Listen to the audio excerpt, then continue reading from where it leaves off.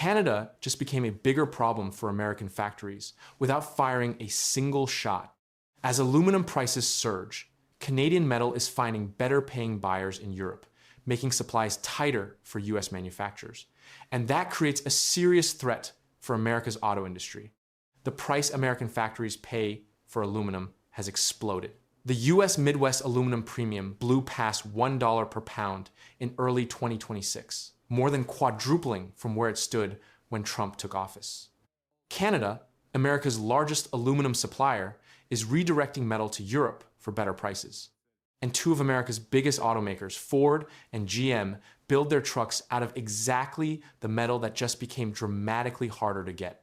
Start with a number that matters, because it is not simply that Canadian aluminum doubled.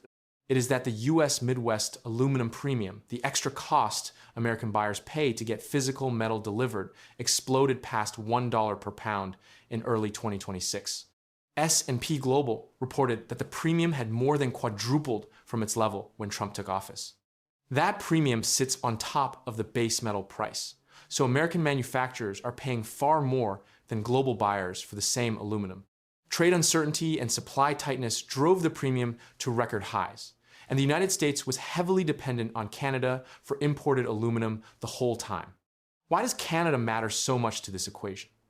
Because Canada is not just another supplier, it has historically been the single largest source of aluminum for the American market. Canadian smelters, powered by cheap hydroelectricity, supply a huge share of what American factories consume.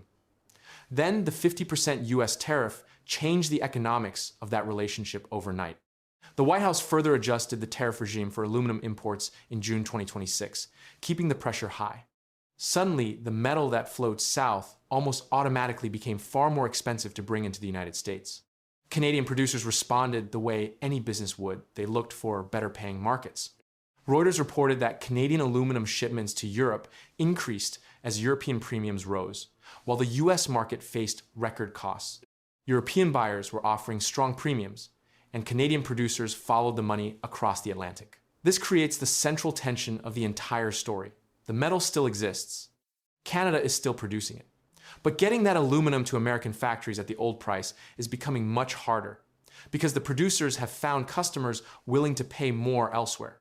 The supply shift accelerated during a global crisis. The Iran war and disruptions to Middle Eastern shipping propelled aluminum prices higher worldwide, and Canada, already redirecting toward Europe to escape American tariffs, was positioned to capture that demand. When European buyers needed reliable supply and offered premiums, Canadian producers had the relationships in place to serve them. The tariffs meant to keep Canadian aluminum flowing into American factories instead pushed it toward European buyers, tightening the American market at exactly the moment global prices were climbing. This is where the story becomes an auto industry crisis rather than just a commodities story.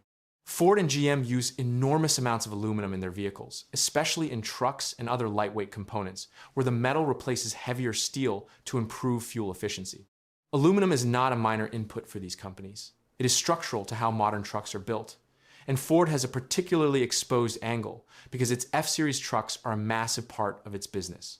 The F-150, one of the best-selling vehicles in America, uses an aluminum-intensive body. When aluminum costs spike, the economics of Ford's most important product line come under direct pressure. And if you want the real story behind how Canada is still holding its ground through tariffs, wars, and hard times, hit join below to join the membership for exclusive documentaries you won't see anywhere else about Canada's progress and rise through uncertainty. The vulnerability is not hypothetical. Reuters reported that an aluminum supplier disruption affected Ford's second quarter revenue. A single supply interruption reaching into Ford's quarterly results demonstrates how tightly the automaker's performance is tied to reliable, affordable aluminum.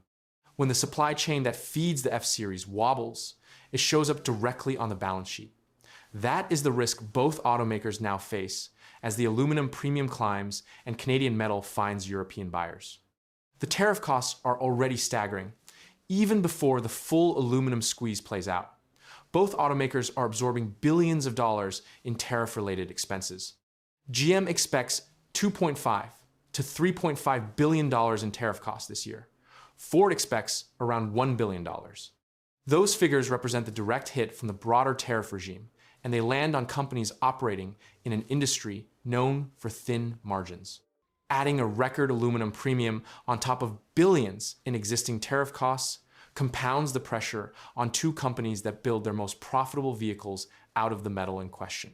The North American auto supply chain makes this especially difficult to escape.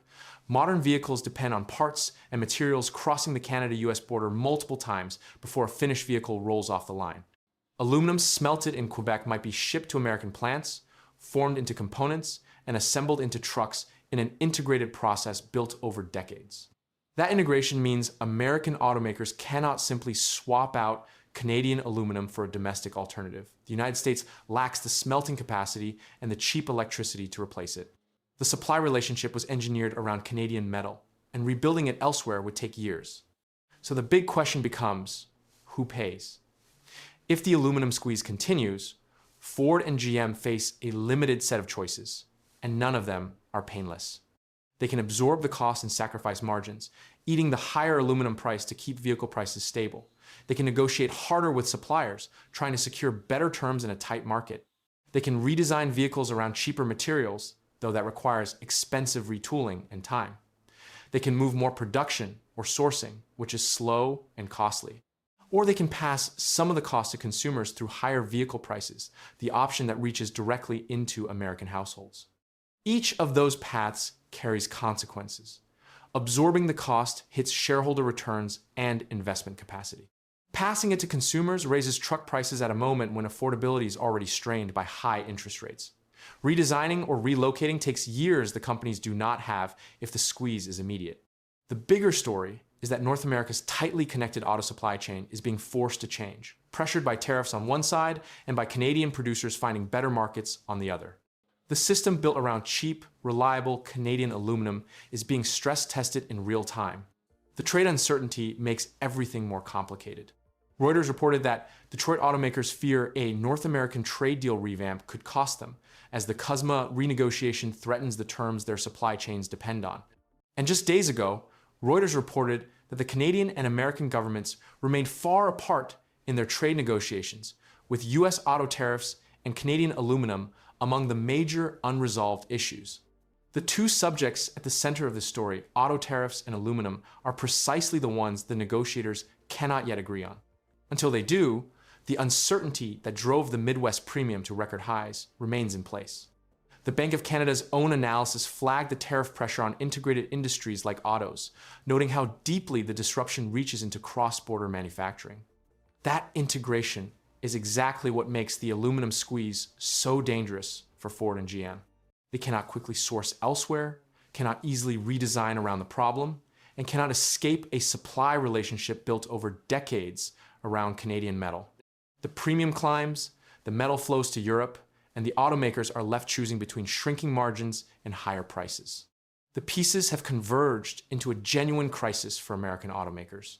The Midwest aluminum premium quadrupled past $1 per pound. Canada, the largest supplier, is shipping more metal to Europe as premiums there rise. Ford's F-Series depends on aluminum, and a supplier disruption already dented its revenue.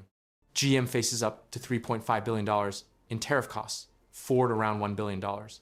And the trade negotiations that could resolve the aluminum question remain stalled, with the two governments far apart. Ford and GM build their most important vehicles out of a metal that just became dramatically more expensive and harder to get. And with the North American supply chain engineered around Canadian aluminum, they have nowhere else to go.